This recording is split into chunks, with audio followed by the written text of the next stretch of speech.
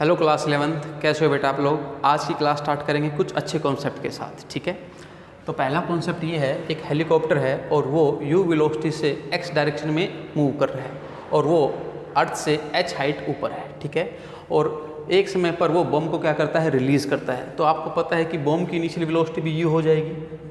क्यों हो जाएगी बेटा, ये मैंने आपको बता रखा है कि जब भी आप कोई भी चीज़ किसी मूविंग ऑब्जेक्ट से थ्रो करते हैं तो उस पर्टिकुलर चीज़ की आपकी इनिशियल वेलोसिटी वही हो जाती है जो उस समय आपकी मूविंग ऑब्जेक्ट की थी। क्लियर है। तो बॉम आपका u वेलोसिटी से इस डायरेक्शन में जाना चाहेगा, परंतु आपकी ग्रेविटी भी एक्शन में आ जाएगी और अल्टीमेटली बॉम ये पाथ ट्रैवल करता हुआ यहाँ पर आकर गिरेगा, ठीक है। अगर हेलीकॉप्टर कांस्टेंट वेलोसिटी से उड़ रहा है, ठीक है, तो देखो आपकी दोनों की x डायरेक्शन में वेलोसिटी क्या है, कांस्टेंट है और बराबर है, ठीक है। और मैं कह सकता हूँ अगर t टाइम में ये डिस्टेंस d कवर करता है, डेट इज बॉम, तो t टाइम में ये भी डिस्टेंस कितनी कवर करेगा, d ही कवर करेगा। क्योंकि u सेम कर दिया आपने और t सेम कर दिया तो अल्टीमेटली सेम भी क्या हो जाएगा, d हो जाएगा। मैंने कैसे लिखा ये, d is equal to u into t. समझ आ रही है बात आपको। तो दोनों आपकी सेम हॉरिजॉन्टल डिस्टेंस कवर करेंगे क्योंकि u वेलोसिटी वो है x डायरेक्शन में, तो u किसको कवर करने में काम आएगा, हॉरिजॉन्टल डिस्टेंस को, ठीक है। मतलब जितनी दूरी बॉम ने तय की होगी उतनी ही हेलीकॉप्टर ने तय की होगी बेटा। तो अल्टीमेटली मैं कह सकता हूँ कि जब बॉम ड्रॉप होगा हेलीकॉप्टर जस्ट उसके ऊपर होगा, ठीक है। तो और ये अच्छी बात नहीं है कि जब बॉम फटे तो हेलीकॉप्टर उसके ऊपर हो, ठीक है, नुकसान हो सकता है। तो इट इज़ एडवाइजेबल कि हेलीकॉप्टर क्या ले ले, बॉम को ड्रॉप करने के बाद टर्न ले ले, ठीक है। तो यही बात, पहला कॉन्सेप्ट मैंने लिखा है, helicopter cover same horizontal distance as bomb cover in time t। और टाइम t से मतलब मेरा ये है टाइम ऑफ फ्लाइट, जो यहाँ से यहाँ पर लगने वाला है। So it is advise that helicopter should take turn after dropping the bomb, ठीक है। अच्छा, अब किसी भाई के दिमाग में ये डाउट आ रहा होगा, सर मान लो हेलीकॉप्टर ऐसे उड़ रहा हो और फिर वो बम को रिलीज़ करे। तो देखो हेलीकॉप्टर उड़ रहा था आपका और उसने यहाँ से बम को रिलीज़ किया, ठीक है। तो बम भी उसी वेलोसिटी से रिलीज होगा जो उस समय हेलीकॉप्टर की होगी, डेट इज़ u, ठीक है। अब इस बॉम का आप हॉरिजॉन्टल कंपोनेंट देखें तो ये UH होगा और इस पर्टिकुलर हेलीकॉप्टर का देखें ये भी क्या होगा, UH होगा। ये बॉम कुछ इस तरीके का पाथ फॉलो करते हुए यहाँ पर आकर गिरेगा और हेलीकॉप्टर लगातार इस तरीके से ऊपर मूव करता जाएगा, ठीक है। परंतु क्योंकि दोनों का हॉरिजॉन्टल कंपोनेंट की वेलोसिटी सेम है और सेम टाइम में वो सेम हॉरिजॉन्टल डिस्टेंस ही क्या करेंगे, कवर करेंगे। जब बॉम यहाँ पर गिरेगा तो हेलीकॉप्टर जस्ट इसके ऊपर होगा। यहाँ पर स्पेस प्रॉब्लम की वजह से मैं दिखा नहीं पा रहा हूँ, हेलीकॉप्टर जस्ट इसके ऊपर होगा, ठीक है। तो आपको टर्न तो लेना ही पड़ेगा। क्लियर है। अब एक क्वेश्चन देखिए, ये आपके पास एक गन है, ठीक है, उसमें बुलेट है और यहाँ पर पेड़ पर इस पॉइंट पर मंकी बैठा हुआ है। आपने क्या किया, मंकी को एम कर कर शूट कर दिया, ठीक है। तो आपने इस डायरेक्शन में क्या की, बुलेट को वेलोसिटी दी। अब जैसे ही शूट किया मंकी वहाँ से कूद गया, ठीक है। मंकी सोच रहा कि शायद मैं बच जाऊँ, मैं कूद जाऊँ तो, ठीक है। अब आप बताइए क्या मंकी बचेगा या उसको हिट करेगी गोली। चलिए देखते हैं, मंकी के केस को देखते हैं। मंकी की इनिशियल वेलोसिटी क्या होगी, 0, क्योंकि ड्रॉप किया है। एक्सेलरेशन क्या लग रहा होगा मंकी के ऊपर, g।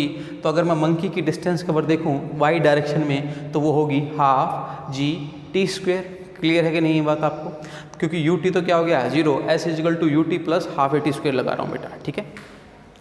तो आप देखिए ज़रा ध्यान से, अब बुलेट की बारी। क्या बुलेट आपकी इस डायरेक्शन में जाएगी, नहीं, ग्रेविटी भी एक्ट करेगी और अल्टीमेटली वो भी पैराबोलिक पाथ को क्या करेगी, फॉलो करेगी, ठीक है। तो अगर हम देखें इनिशियल वेलोसिटी इन y डायरेक्शन, मैं y डायरेक्शन की बात कर रहा हूँ, कितनी है 0। एक्सेलरेशन इन y डायरेक्शन कितना है बुलेट का, g। तो distance cover in y direction कितनी होगी, half g t square. At any time देखिए आप, distance cover by the bullet in y direction and the distance cover by the monkey in y direction are the same.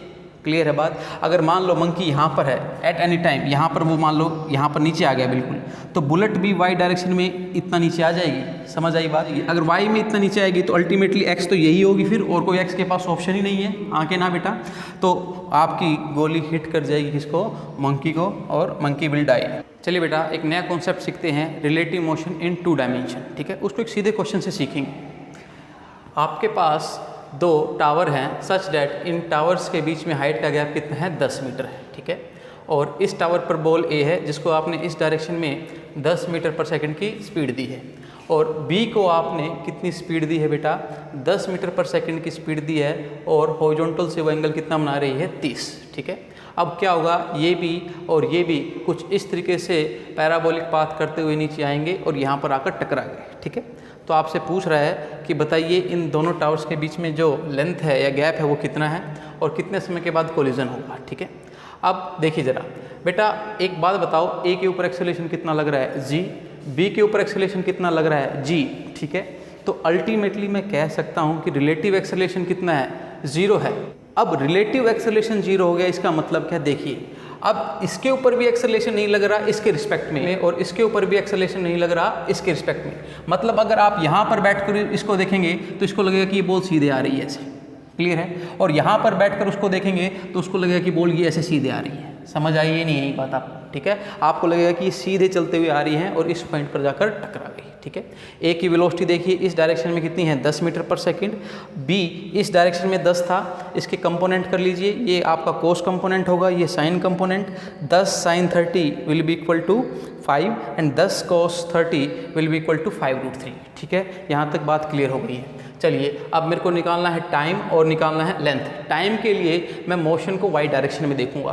क्यों देखूंगा समझिए आप, देखो अगर मैं वाई डायरेक्शन में रिलेटिव वेलोसिटी निकालूं अब बी की विद रिस्पेक्ट टू ए, तो वो होगी velocity of B in Y direction minus velocity of A in Y direction. ठीक है, बी की वाई डायरेक्शन में वेलोसिटी कितनी है, देखिए ज़रा, ये 5 है। ठीक है, अगर मैं ये डायरेक्शन पॉजिटिव ले रहा हूँ तो ये पॉजिटिव कर दो आप। ठीक है, और ए की कितनी है, ए की तो वाई में है नहीं 0, तो अल्टीमेटली आ गई 5 और 5 मीटर पर सेकंड नीचे की तरफ। देखिए बेटा पहले यहाँ माइनस लगाया था मैंने, माइनस कब होती है अगर मैं वाई को ऊपर कंसीडर करता। ठीक है, तो अगर हम वाई को नीचे कंसीडर कर रहे हैं तो ये आपका पॉजिटिव हो जाएगा। ठीक है, अब देखो ज़रा ध्यान से बेटा, होगा क्या, जब बॉल यहाँ पर स्ट्राइक करेंगी तो अल्टीमेटली बी ने 10 मीटर को कवर कर लिया होगा, है ना, और उस 10 मीटर को कवर करने के लिए ये कंपोनेंट बी का रिस्पॉन्सिबल होगा। ठीक है, तो t को निकालने के लिए मैं क्या करूँगा, डिस्टेंस बाय वेलोसिटी, डिस्टेंस 10 आ गई, वेलोसिटी 5 है, तो समय कितना लगा, 2 सेकंड लगा। ठीक है, अब लेंथ निकाल लेते हैं बेटा।